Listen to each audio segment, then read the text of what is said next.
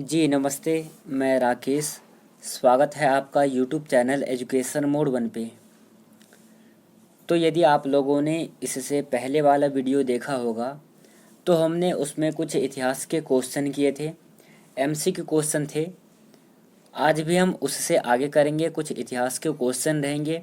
कुछ क्या 20 क्वेश्चन है इस वीडियो में, और इन 20 क्वेश्चन में से कितने आता है जैसे जैसे मैं प्रश्न कराते चलूँ साथ साथ आप आंसर देते जाएंगे। और आपने कितने क्वेश्चन को सही किया है ये आपने कमेंट सेशन में कमेंट शेयर करना है। ये वीडियो कितने आपके लिए यूज़फुल रहता है ये भी आपको देखना है। चलिए आज के इस वीडियो को हम शुरू कर लेंगे पहले नंबर क्वेश्चन से। फर्स्ट क्वेश्चन है, भारत में आंग्ल फ्रेंच शत्रुता में निम्नलिखित में से कौन सी लड़ाई निर्णायक सिद्ध हुई। नीचे दी गई 4 ऑप्शंस है, इन चारों में से क्या हो जाएगा सही आंसर इसका। तो इसका आंसर होगा ऑप्शन नंबर बी, वेंडिवास की लड़ाई सिद्ध हुई है आंग और फ्रेंच शत्रुता में। वेंडिवास की जो लड़ाई है वो निर्णायक सिद्ध हुई है। Option number B correct answer हो जाएगा पहले नंबर क्वेश्चन का। सेकंड है, करो या मरो का नारा किसने दिया था।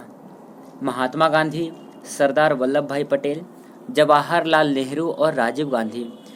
इनमें से करो या मरो का नारा किसने दिया था। सो आंसर होगा आपका ऑप्शन नंबर ए, करो या मरो का नारा दिया था महात्मा गांधी ने। Option number A correct answer. Third question देखते हैं, हड़प्पा सभ्यता की खोज किसने की थी। बहुत ही आसान और इम्पोर्टेंट क्वेश्चन है, हड़प्पा सभ्यता की खोज किसने की थी। सो आंसर होगा आपका ऑप्शन नंबर ए, हड़प्पा सभ्यता की खोज दयाराम साहनी ने की थी। ये भी आपको ध्यान रखना है, काफ़ी ज़्यादा इम्पोर्टेंट क्वेश्चन है।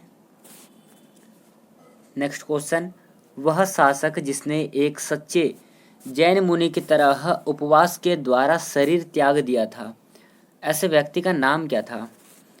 नीचे दिए गए ऑप्शन है अशोक, बिंदुसार, चंद्रगुप्त मौर्य। इन तीनों में से किसने एक सच्चे जैनियों की तरह अपने शरीर का त्याग किया था। सो आंसर इसका option number C, Chandragupta Maurya ने एक सच्चे जैनियों की तरह अपने शरीर का परित्याग किया था। सो ऑप्शन नंबर सी सही आंसर हो जाएगा इसका। चलिए अगला क्वेश्चन करते हैं। पांचवा क्वेश्चन है, बंगाल को मुगल साम्राज्य से पृथक कर स्वतंत्र किया। ये नीचे 4 ऑप्शन हैं, इन चारों में से किसी एक व्यक्ति ने बंगाल को मुगल साम्राज्य से पृथक करके स्वतंत्र किया था।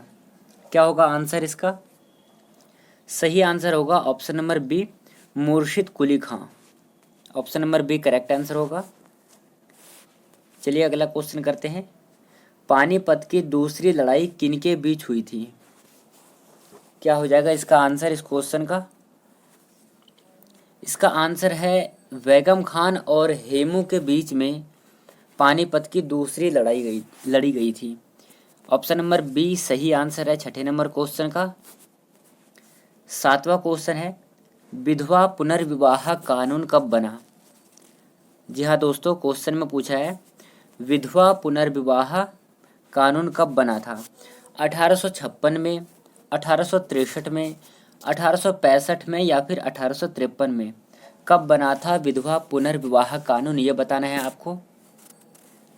आंसर होगा आपका ऑप्शन नंबर ए, 1856 में विधवा पुनर्विवाह कानून बना था।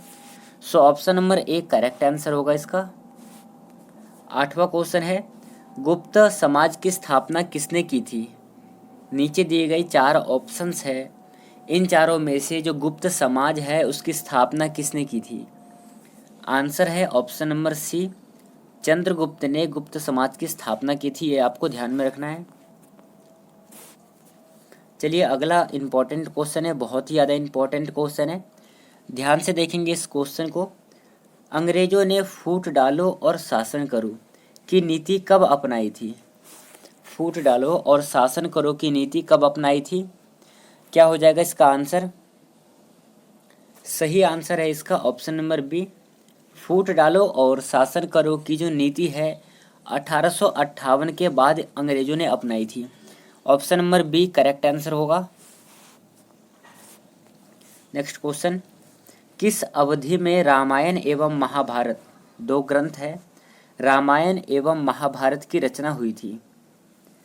पहले बात करते हैं रामायण की, तो इसके लेखक है महर्षि वाल्मीकि और महाभारत के जो लेखक है वो है महर्षि वेदव्यास। महाभारत 18 पर्वों में विभक्त है और रामायण 7 कांडों में विभक्त है। अब क्वेश्चन में पूछा है किस अवधि में रामायण एवं महाभारत की रचना हुई थी। सो इसका आंसर होगा आपका ऑप्शन नंबर डी, आर्य अवधि में इसकी रचना की गई थी। Option number D correct answer हो जाएगा। क्वेश्चन है इंग्लैंड में गृह युद्ध कितने वर्षों तक चला था? इंग्लैंड का जो गृह युद्ध है कितने वर्षों तक चला था? आंसर है ऑप्शन नंबर सी, इंग्लैंड में गृह युद्ध 7 वर्षों तक चला था। ये आपको ध्यान रखना है, कई बार एग्जाम में रिपीट हुआ है, इंपॉर्टेंट क्वेश्चन है। नेक्स्ट क्वेश्चन है आर्य भारत में कहाँ से आए थे?